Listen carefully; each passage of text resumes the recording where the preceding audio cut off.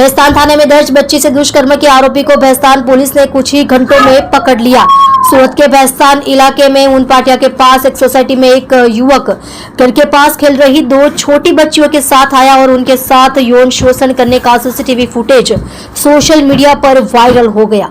हालांकि घटना की गंभीरता को देखते हुए भैंसतान पुलिस ने कुछ ही घंटों में आरोपी को गिरफ्तार कर लिया और उसके खिलाफ कानूनी कार्यवाही की गई और मामला दर्ज कर आगे की जांच शुरू कर दी है।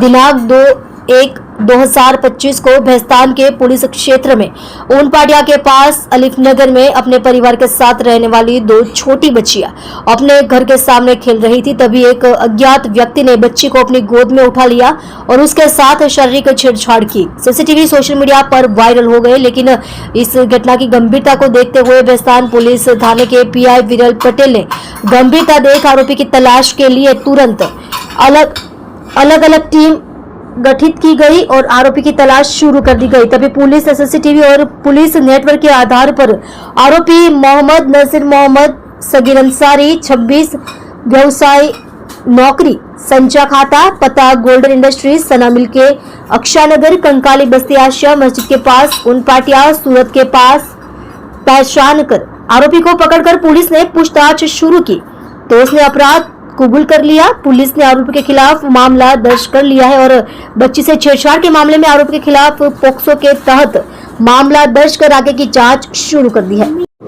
जी ભેંસતાન પોલીસ સ્ટેશનમાં બે બાળકીઓ સાથે છેડતી કરનાર અને અડપલા કરનાર એક આરોપી વિરુદ્ધમાં ક્રિમિનલ કેસ દાખલ થયેલો છે।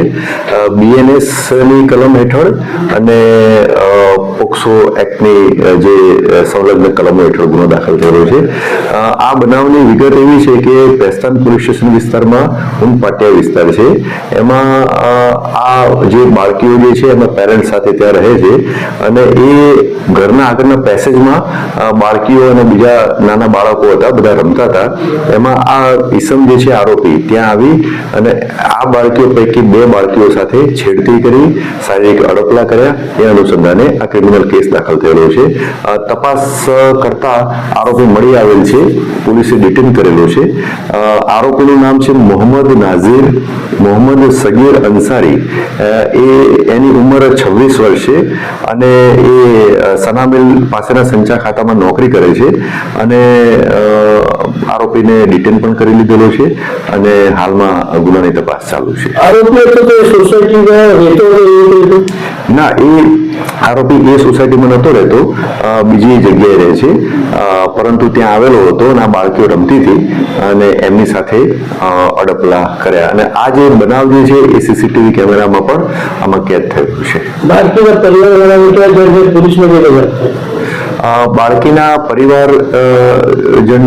પરિવારજનોને ખ્યાલ આવ્યો એટલે એમને સીસીટીવી કેમેરા ચેક કર્યા। સીસીટીવી કેમેરા ચેક કર્યા પછી બાળકીઓને પૂછ્યું એટલે બાળકીઓએ કહ્યું કે આ અંકલ જે છે અમારી સાથે આ રીતના શારીરિક અડપલા અને છેડતી કરી છે। એ અનુસંધાને પોલીસ સ્ટેશનમાં મેટર પહોંચી અને પછી ફરિયાદ દાખલ કરવામાં આવી।